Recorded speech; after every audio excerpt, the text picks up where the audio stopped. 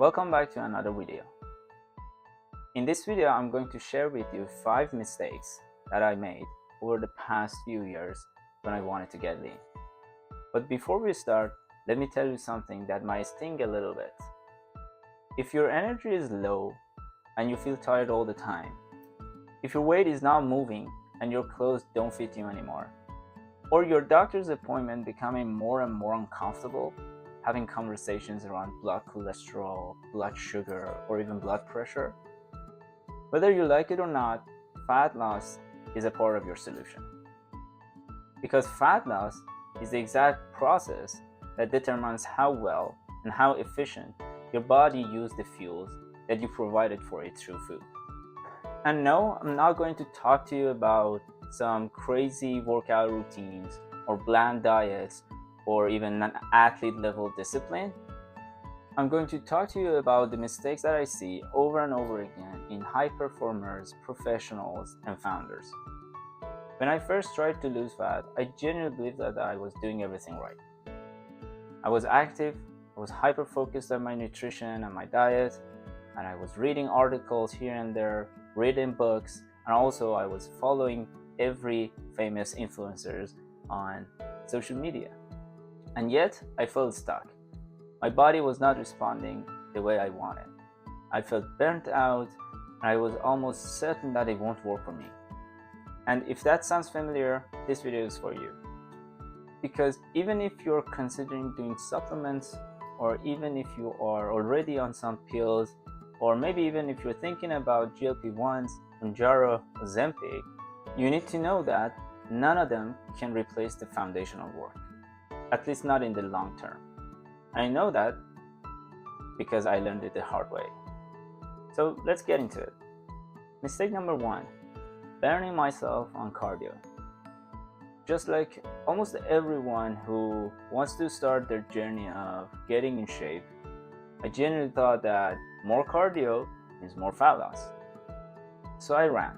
I ran on treadmills, I ran on the tracks, I ran in the neighborhood, and to be honest, I hated almost every second of it.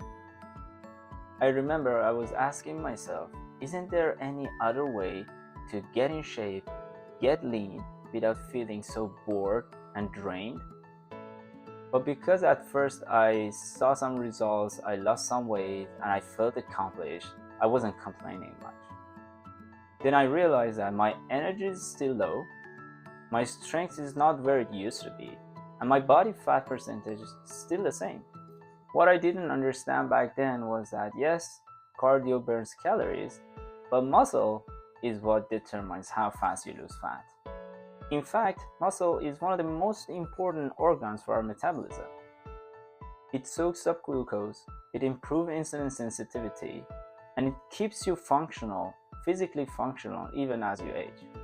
So while I acknowledge the importance of cardio training for our heart health and cardiovascular health in general, I realize that when the goal is fat loss, I need to be more focused on my strength training because I want to make my progress more efficient.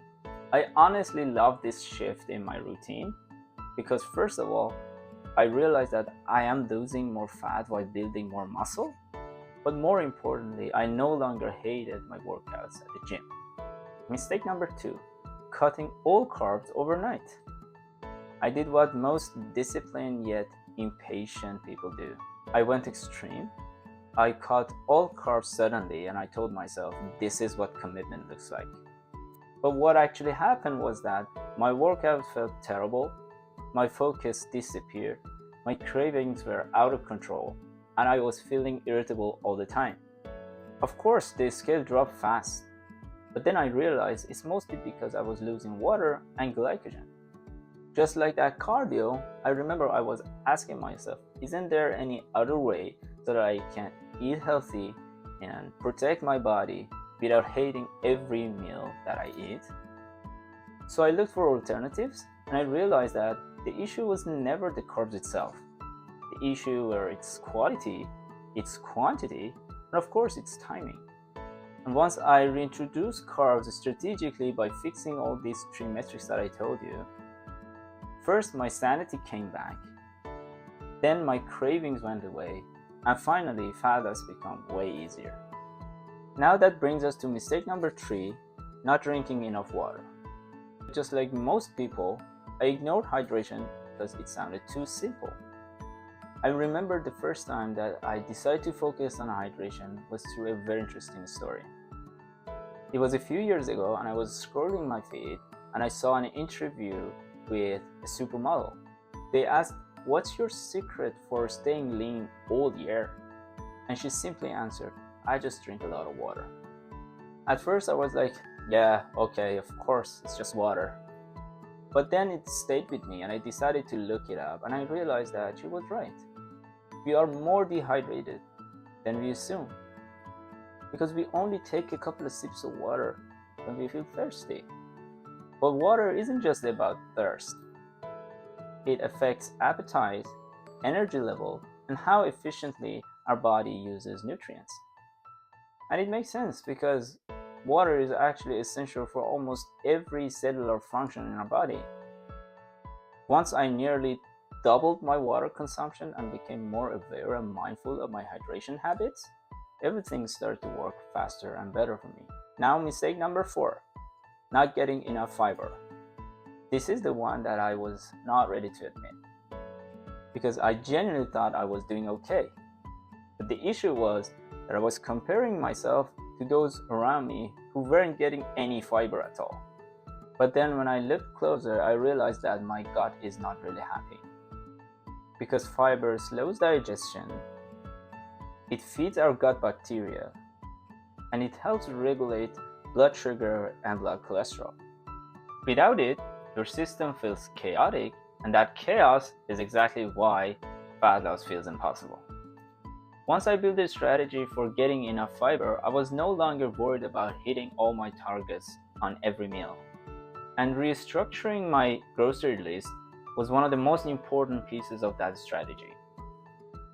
So if you want my grocery list, something that I use personally and I send it to my clients, you can download it using the link in the description below. Now, the final mistake. Mistake number 5, jumping into fasting without an actual plan. Just to be clear, I really like fasting and I still use it, not just for the longevity sciences or autophagy, but mostly for the order that it brings to my day. But back then, I was using it totally wrong. I was basically skipping meals, mostly breakfast, but honestly randomly. I was ignoring stress, sleep, and even training demands, and I was calling it intermittent fasting.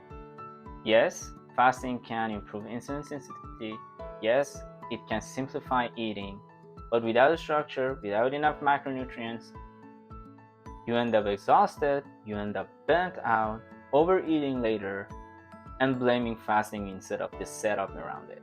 But something we need to understand is that fasting is just a tool in our toolbox that we can use for our health goals.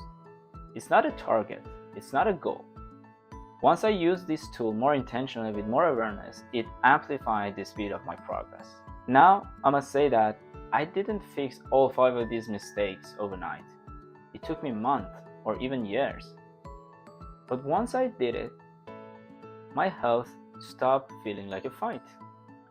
My energy stabilized, my labs started to improve, my body composition got closer to what I wanted ideally, and finally, my body became predictable and responsive again.